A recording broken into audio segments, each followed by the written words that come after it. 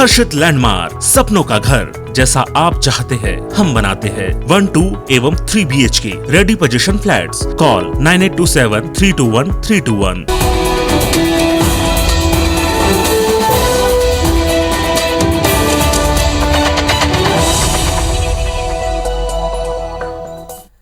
नमस्कार, आप देख रहे हैं IBC 24। मैं हूं आपके साथ विजय कुमार पंड्या। रात 10 बजे की खबरों में आप सभी का स्वागत। और खबर रायपुर से, जहां चक्का जाम मामले में बीजेपी नेताओं पर FIR दर्ज हो गई।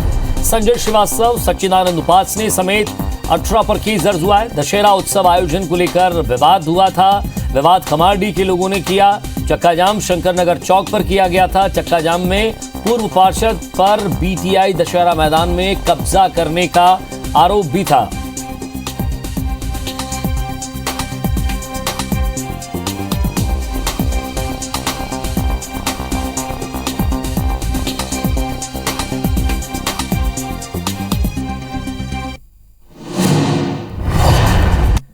तो संजय श्रीवास्तव, सच्चिदानंद उपासने समेत 18 पर केस दर्ज हुआ है। दशहरा उत्सव आयोजन को लेकर यह विवाद हुआ था। खमारडी के लोगों ने चक्का जाम किया था।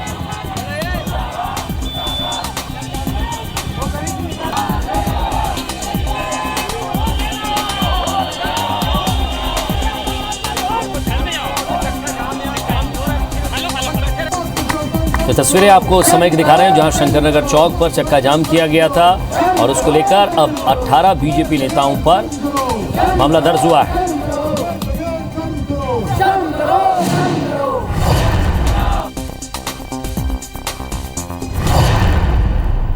चलिए बात कवर्धा की। कवर्धा में पिछले दिनों हुए विवाद को लेकर भाजपा और कांग्रेस आमने सामने है और इस विवाद में VHP ने नया मोर्चा खोल दिया है। रमन सिंह समेत भाजपा के बड़े नेताओं ने दुर्ग के केंद्रीय जेल में बंद लोगों से मुलाकात के बाद सभी की निशर्त रिहाई के साथ दोषी अफसरों पर कार्रवाई की मांग की।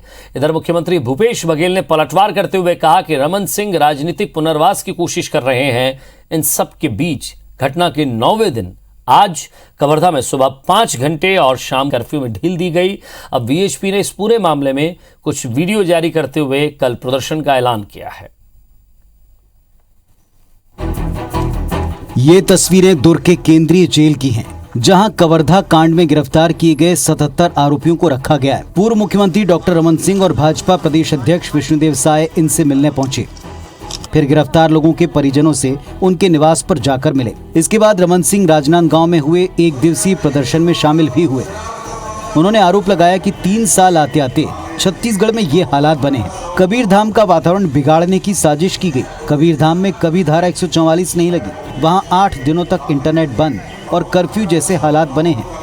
गृहमंत्री ताम्रध्वज साहू के RSS के गुंडों की ओर से फैलाए गए हिंसा वाले बयान पर भी रमन सिंह ने पलटवार किया। कबीरधाम की स्थिति जो शांति का टापू कहलाता है, जहां कभी 144 नहीं लगा, 8 दिन से कर्फ्यू, ये हालात बनाने के लिए जवाबदार यदि कोई है तो वहां के मंत्री, गृह मंत्री ने जानकारी नहीं ली। आज तक वहां के लोगों से चर्चा बातचीत नहीं किया। जो आज यहाँ के आगे कोई आगे देखे, किसान के बेटे हैं, किसान के पुत्र हैं। मुख्यमंत्री भूपेश बघेल ने कवर्धा कांड में रमन सिंह के बेटे अभिषेक सिंह के वीडियो का जिक्र करते हुए कहा कि कवर्धा मामले में रमन सिंह राजनीतिक पुनर्वास की कोशिश कर रहे हैं। उन्होंने कहा कि घटना के दौरान बीजेपी के नेता अव्यवस्था फैलाने में लगे रहे। मामले को बीजेपी ने बढ़ाने की कोशिश की। रमन सिंह जी अपने राजनीतिक पुनर्वास के लिए किस हद तक के जा सकते हैं वो देख रहे हैं। उसके बेटे की वीडियो सबने देखा है, लेकिन जिस प्रकार से भारतीय जनता पार्टी इस घटनाक्रम को बढ़ाने की कोशिश कर रहे हैं, ये बेहद निंदनीय है। ये प्रदेश शांति का प्रदेश है, भाईचारा का है। इधर विश्व हिंदू परिषद ने रायपुर में प्रेस कॉन्फ्रेंस कर पुलिस पर एक पक्षीय कार्रवाई करने का आरोप लगाते हुए कई वीडियो क्लिप दिखाए। VHP ये वीडियो प्रदेश के 2 मंत्रियों को सौंपेगी और अगर कोई कार्रवाई नहीं हुई तो प्रदेश भर में जेल भरो आंदोलन करेगी। 2.5 साल के शासनकाल में जिन पक्षपातपूर्ण और एक तरफा और पुलिस प्रशासन जिन कार्रवाई करी, एकर से कवर्धा की जनता क्षुब्ध है। निश्चित रूप से जहां जहां पर लोगों के साथ में अन्याय होगा, अत्याचार होगा, बहुसंख्यक वर्ग के साथ में उनकी धार्मिक भावनाओं के साथ में खिलवाड़ होगा तो भारतीय जनता पार्टी भी पीछे नहीं रहेगी। इन सब के बीच विवाद के 9वें दिन पुलिस ने मामले के 11 और आरोपियों को गिरफ्तार किया। वहीं प्रशासन ने सुबह 9 बजे से दोपहर 3 बजे तक और शाम को 5 बजे से 7 बजे तक कर्फ्यू में ढील दी। बाजार और स्कूल खुले, लोगों ने जरूरत का सामान खरीदा और दुर्गा पंडालों में भक्त भी देखे गए।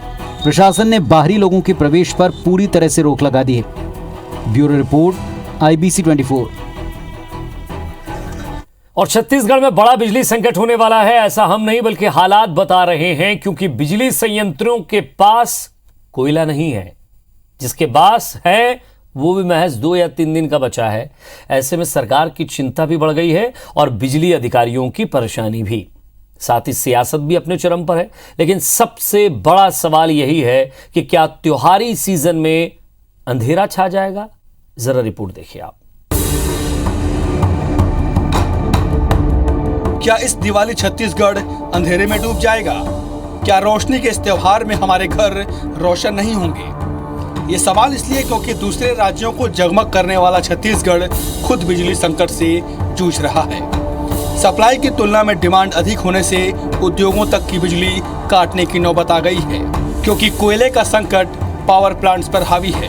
हालात कुछ इस तरह हैं। छत्तीसगढ़ में 3 मुख्य पावर प्लांट हैं, DSPM, STPS और माड़वा। तीनों के पास औसत 3 दिनों का स्टॉक बचा है।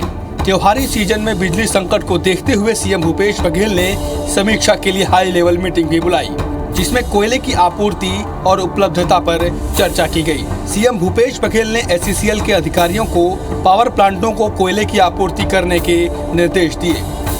कोयले के संकट देखिए, केंद्र सरकार एक तरफ दावे करती है कि कोयले की कोई कमी नहीं है, दूसरी तरफ पावर प्लांट लगातार बंद होते जा रहे हैं। तो जो केंद्र सरकार जो दावा कर रही है तो उसमें तो कोई सच्चाई है ही नहीं। पावर प्लांट भी बंद क्यों हो रहे हैं? बिजली विभाग के अधिकारी और CS, ACS के साथ मैंने मीटिंग की कि छत्तीसगढ़ में कोयले की पूर्ति निर्बाध गति से हो, ये सुनिश्चित किया जाए, और मैं समझता हूं कि उन्होंने मुझे आश्वस्त किया है। अब आपको तीनों पावर प्लांट्स की क्षमताओं के बारे में जानकारी दे दी। DSPM जिसकी क्षमता 500 मेगावाट है, लेकिन मौजूदा स्थिति 400 मेगावाट उत्पादन की है। STPS की क्षमता 1340 मेगावाट की है, लेकिन मौजूदा स्थिति में 838 मेगावाट ही उत्पादन हो रहा है। वहीं माड़वा में 1000 मेगावाट की क्षमता है, लेकिन मौजूदा स्थिति में 325 मेगावाट का उत्पादन हो रहा है। अगर हम प्रदेश के डिमांड की बात करें तो प्रदेश की डिमांड 3803 मेगावाट है। वहीं बिजली की उपलब्धता 3810 मेगावाट की है। पीक टाइम में यह डिमांड 4123 मेगावाट तक पहुंच जाती है। पीक टाइम में आवश्यकता अनुसार 200 से 400 मेगावाट विद्युत क्रय लगातार किया जा रहा है। वहीं अधिकारियों के मुताबिक कोयले का संकट अगर जल्द दूर नहीं होता तो फिर लोड शेडिंग की नौबत आ सकती है। देखिए, हमारे यहाँ एवरेज जो हमारे प्लांट में जो कोयला है 3 से 4 दिन का कोयला है। कोयले की कमी के कारण एक यूनिट को 210 मेगावाट की यूनिट को बंद रखा था। अभी भी हो सकता है कुछ दिन बंद रखना पड़े। पोल का शॉर्टेज था, पहले हम लोड डिस्पैच से पता किए थे, लेकिन अभी वर्तमान में किसी प्रकार का कोई जनरेशन शॉर्टेज नहीं है और हमको प्रॉपर सप्लाई मिल रही है। प्रयास यही रहेगा कि आगे भी जो त्योहारी सीज़न है और दीपावली का जो मेंटेनेंस है वो पूरा कर लें, ताकि निर्बाध सप्लाई त्योहारी सीज़न में दे। वहीं इस पर जमकर सियासत भी हो रही है। बीजेपी इसे सरकार का फेल्यूर बता रही है। ये सरकार की गलत नीति की वजह से पूरा छत्तीसगढ़ कोल माफिया के जाल में बिछा हुआ है। अवैध रूप से निकासी हो रही है। लेकिन छत्तीसगढ़ सरकार को भी कोयले की खदानें मिली हुई है, CMDC को मिली हुई है। आखिर उसमें कोयला पैदा कर क्यों छत्तीसगढ़ सरकार अपने उसको ठेके पे दे देती है, उसमें पैसा कमाने का काम करते हैं। तो मुझे नहीं लगता है, सेंट्रल गवर्नमेंट भी इस बारे में चिंतित है। निश्चित रूप से आने वाले समय पर कोयले की कोई कमी नहीं आएगी। आज ही सेंट्रल गवर्नमेंट ने कहा कोयले की कोई कमी नहीं है। अगर कमी है तो इच्छा शक्ति की कमी है। प्रदेश की कई यूनिट्स मेंटेनेंस की वजह से बंद हैं, जिससे 529 मेगावाट बिजली कम मिल रही है। ऐसे में सरकार निजी कंपनियों से बिजली खरीद कर सप्लाई कर रही है। बताया जा रहा है कि NTPC की लारा यूनिट 12 अक्टूबर और सीपत संयंत्र 21 अक्टूबर तक शुरू हो जाएगा। अगर ऐसा है तो प्रदेश का कुछ संकट कम हो सकता है। हालात चिंताजनक हैं। ऐसे में मुख्यमंत्री के निर्देश के बाद कोल कंपनियां जितनी जल्दी कोयला उपलब्ध कराएंगी, उतनी जल्दी बिजली संकट दूर होगा। Star Jain, IBC 24, Raipur. और यूपी के लखीमपुर खीरी में हुई घटना और फिर उसके बाद भड़की हिंसा को लेकर कांग्रेस ने आज छत्तीसगढ़ में प्रदर्शन किया है। हर जिला मुख्यालय में कांग्रेसियों ने मौन प्रदर्शन करते हुए धरना दिया। रायपुर के घड़ी चौक पर आयोजित मौन प्रदर्शन में रायपुर के विधायक सत्यनारायण शर्मा और विकास उपाध्याय मौन धरने पर बैठे। बिलासपुर में जिला, शहर और ग्रामीण कांग्रेस कमेटी ने केंद्रीय उपक्रम मेन पोस्ट ऑफिस के सामने धरना प्रदर्शन किया। दुर्ग भिलाई जिला कांग्रेस ने भिलाई इस्पात संयंत्र के इक्विपमेंट चौक पर मौन व्रत सभा का आयोजन किया, जिसमें वित्त विकास निगम के उपाध्यक्ष नीता लोधी, पूर्व विधायक भजन सिंह निरंकारी शामिल हुए। अंबिकापुर के धरना प्रदर्शन में श्रम कल्याण बोर्ड के अध्यक्ष सफी अहमद, पादप बोर्ड के अध्यक्ष बालकृष्ण पाठक धरने पर बैठे। और इसी तरह रायगढ़ और राजनांदगांव समेत दूसरे जिलों में भी कांग्रेसियों ने केंद्रीय राज्य मंत्री के साथ ही यूपी सरकार को बर्खास्त करने की मांग करते हुए राज्यपाल के नाम कलेक्टर को ज्ञापन सौंपा है।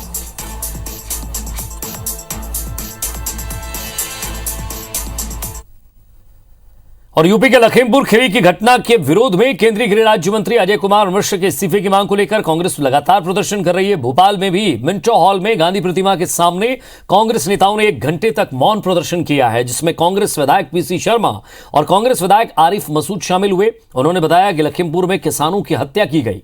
अभी भी घटना में बेटे को बचाने का षड्यंत्र करने वाले केंद्रीय गृह राज्य मंत्री अजय कुमार मिश्र का इस्तीफा नहीं हुआ। घटना के बाद उनको पद पर रहने का कोई अधिकार नहीं है।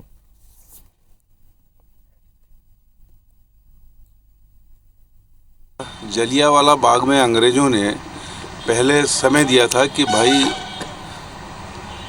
10 मिनट में वहाँ से हट जाइए, और उसके बाद उन्होंने गोली चलाई थी। लेकिन यहाँ तो कोई समय नहीं दिया। ये तो अंग्रेजों से भी बड़े हो गए, बीजेपी के मंत्रियों के बेटे और नेता। बहुत दर्दनाक घटना है और जितना देश को इसका विरोध करना चाहिए, देश के लोगों को समझना चाहिए कि ये बहुत गंभीर मामला है। इसको आसानी में और इस तरह ना लेके एक राजनीतिक मुद्दा बना के छोड़ दें। किसान परिवारों का है, किसानों का है और ऐसे लोगों का है जो देश के अंदर जिन्होंने बहुत कुछ दिया है। एक नजर बिग न्यूज पर। लखीमपुर खीरी में हुई हिंसा के मुख्य आरोपी आशीष मिश्रा को 3 दिन की पुलिस रिमांड पर भेजा गया है। हालांकि पुलिस ने 14 दिन की रिमांड मांगी थी। 12 से 15 अक्टूबर तक आशीष अब पुलिस रिमांड पर रहेगा। वहीं पुलिस ने एक लाइसेंसी राइफल और पिस्टल को जब्त किया है, जिसे फॉरेंसिक जांच के लिए भेजा गया है। लखीमपुर खीरी की घटना को लेकर कांग्रेस ने देशव्यापी मौन प्रदर्शन किया है। लखनऊ में केंद्रीय मंत्री अजय मिश्रा को बर्खास्त करने की मांग को लेकर मौन धारण कर दिया, जिसमें कांग्रेस महासचिव प्रियंका गांधी भी शामिल हुई।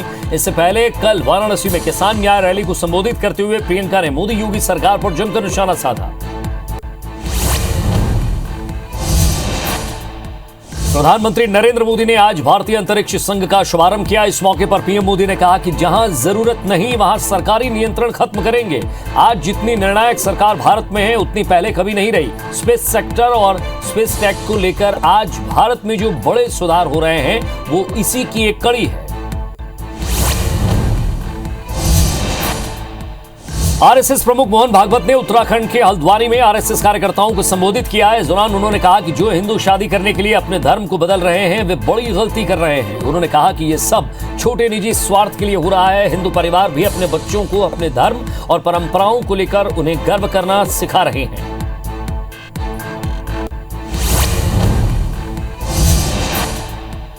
जम्मू कश्मीर के पुंछ में सूरनकोट में आतंकियों से मुठभेड़ के दौरान एक जूनियर कमीशन अधिकारी समेत 5 जवान शहीद हो गए और इस इलाके में 3 आतंकियों के छिपे होने की खबर मिली थी। उसके बाद यह एनकाउंटर शुरू हुआ था।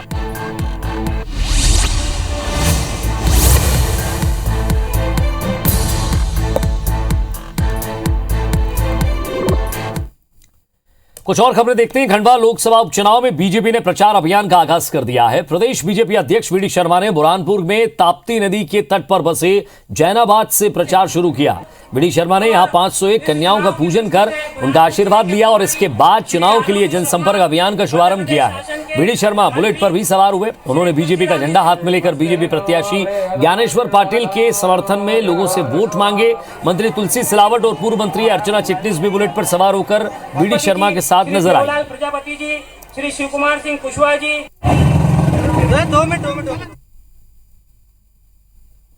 और मध्य प्रदेश में होने जा रहे उपचुनाव में कांग्रेस ने भी प्रचार अभियान का आगाज कर दिया और इसी के तहत कांग्रेस नेता अजय सिंह 2 दिन के दौरे पर रैगांव पहुंचे हैं। अजय सिंह ने रैगांव विधानसभा क्षेत्र के हाटी में चुनावी सभा को संबोधित किया। इस दौरान उन्होंने बीजेपी के टिकट वितरण को लेकर सीएम शिवराज सिंह चौहान पर निशाना साधा। उन्होंने कहा कि स्वर्गीय जुगल किशोर बागरी 5 बार के विधायक थे, लेकिन ये सीएम शिवराज को रास नहीं आता, इसलिए उनके बेटे पुष्पराज को टिकट नहीं दिया गया। अजय सिंह ने कहा कि पुष्पराज को कांग्रेस का साथ देकर स्वर्गीय विधायक को सच्ची श्रद्धांजलि देनी चाहिए। अजय सिंह ने कांग्रेस की प्रत्याशी कल्पना वर्मा के पक्ष में वोट मांगी। कांग्रेस की स्थिति बहुत अच्छी है, कोई दो राय नहीं है कि हमारा उम्मीदवार ये उपचुनाव में जीतेगा। बौखलाहट भारतीय जनता पार्टी में, और इसलिए तरह तरह के हथकंडे अपनाएंगे और कितने आश्वासन होंगे ये तो अभी समय बताएगा। ग्वालियर चंबल इलाके में किसान खाद की कमी से परेशान है। आए दिन खाद की कमी से जुड़ी हुई तस्वीरें सामने आ रही है। मुरैना के सबलगढ़ में तो किसानों ने खाद से भरे ट्रक को लूटने की कोशिश भी की, साथ ही किसानों ने चक्का जाम भी किया।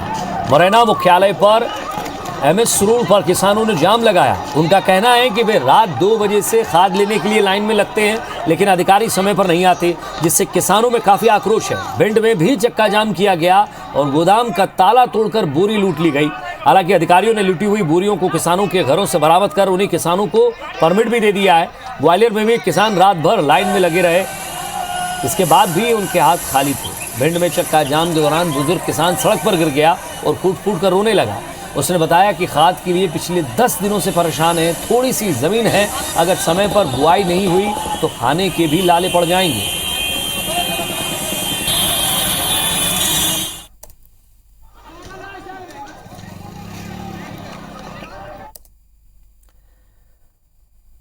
और भारतीय जनता युवा मोर्चा की राष्ट्रीय कार्य समिति की बैठक में छत्तीसगढ़ भारतीय जनता युवा मोर्चा को कई मुद्दों को उठाने का टास्क दिया गया है, जिसमें हिंदुत्व के मुद्दों को बूथ स्तर तक उठाने को कहा गया है। साथ ही धर्मांतरण के खिलाफ अभियान चलाने और बेरोजगारी के मुद्दों पर युवाओं को संगठित करने का टास्क मिला है।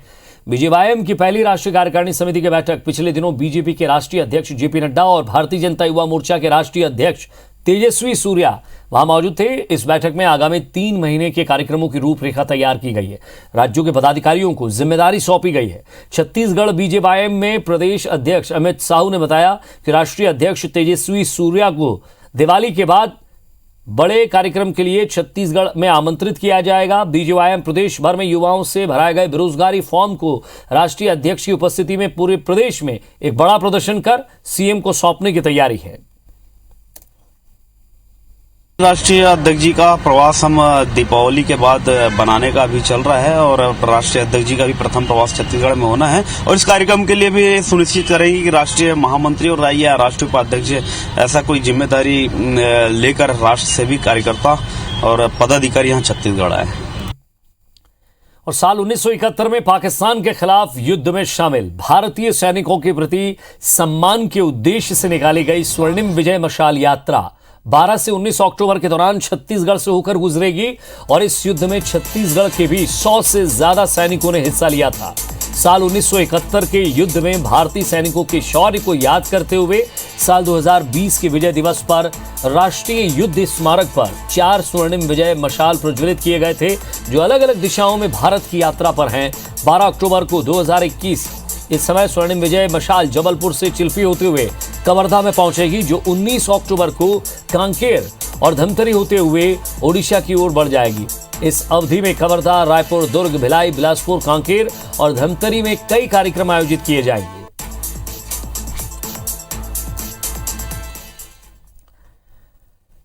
और इधर रायपुर के एमएमआई कॉलेज ऑफ नर्सिंग में 3 दिन का बेसिक लाइफ सपोर्ट का इंटरनेशनल सर्टिफिकेट कोर्स करवाया जा रहा है। यह course international health care simulation institute विद्यांता के सहयोग से कराया जा रहा है, जिसे अमेरिकन हार्ट एसोसिएशन से मान्यता प्राप्त है। विद्यांता से आए professional trainer MMI nursing college को छात्रों और एनएचएमएमआई हॉस्पिटल के नर्सों को ये ट्रेनिंग दी जा रही है। 3 दिन के इस सर्टिफिकेट कोर्स में अभ्यर्थियों को अध्ययन सामग्री के साथ साथ प्रैक्टिकल करके भी दिखाया जाएगा। एमएमआई कॉलेज ऑफ नर्सिंग की प्रिंसिपल श्वेता पत्रस का कहना है कि अब तक किसी भी नर्सिंग कॉलेज में ये कोर्स की सुविधा उपलब्ध नहीं थी। MMI कॉलेज ने अपने यहाँ पढ़ने वाले नर्सिंग छात्रों के हितों को ध्यान में रखते हुए बेसिक लाइफ सपोर्ट का ये इंटरनेशनल सर्टिफिकेशन कोर्स शुरू किया है। ट्रेनिंग के बाद नर्सिंग छात्रों ने बताया कि उन्हें इस तरह की प्रैक्टिकल ट्रेनिंग से बहुत फ़ायदा मिलेगा, क्योंकि इससे वो न सिर्फ हॉस्पिटल में बल्कि बाहर भी किसी की जान बचा सकेंगे। इंडिया के अंदर 10 में से 7 लोग ऐसे हैं जिनको हार्ट की बीमारी है, मतलब दिल की बीमारियां होती हैं। मतलब अगर आप घर पे हो तो घर पे किस तरीके से आप उस पर्सन को रिवाइव करवा सकते हो जब तक वो हॉस्पिटल जाएगा। तो उस तरीके की ट्रेनिंग्स हम लोग करवाते हैं, ताकि इसमें हम हैंड्स ऑन ट्रेनिंग करवाते हैं, ताकि आप फोकस कर सको कि किस तरीके से उन्हें बचाना है घर पे, या फिर आप अगर किसी आउटसाइड द हॉस्पिटल सिनेरियो पे हो। वो लाइसेंस मिलता है ऑल ओवर वर्ल्ड में प्रैक्टिस करने का, ये जहाँ पे भी रहें वो अपना प्रैक्टिस कर सकते हैं। और इनका जो लाइसेंस है ऑल ओवर वर्ल्ड ये एफिलिएटेड है। तो ये हमारी नर्सेज के लिए, स्टूडेंट्स के लिए अपॉर्चुनिटी है कि हमको ये ट्रेनिंग मिला। ये हमारे कैरियर के लिए बहुत अच्छी चीज़ें हैं, क्योंकि हमें आगे चल के अपने कैरियर ऑप्शन बनाने रहते हैं। तो वहाँ पे जैसे कि मैम ने, हमारी प्रिंसिपल मैम ने बताया एंड सर ने बताया कि अगर हम फॉरेन कंट्री पे जाते हैं तो ये सारे चीज़ का हमें लाइसेंस मंगा जाता है। इसके लिए इस ट्रेनिंग से बेसिकली सारे भी जितने भी अभी नर्सेस हैं उनको ये फ़ायदा होगा कि वो अच्छे से मतलब CPR का पोजीशन और लाइफ थ्रेटनिंग कंडीशन को हम बचा सकते हैं। इसका रेशियो पता चला हमको, एडल्ट में रेशियो 30:2 है, इन्फेंट में 30:2, और अगर डबल है तो इसका 50:2 है। और इसी के साथ फिलहाल इस बुलेटिन में इतना ही। नमस्कार।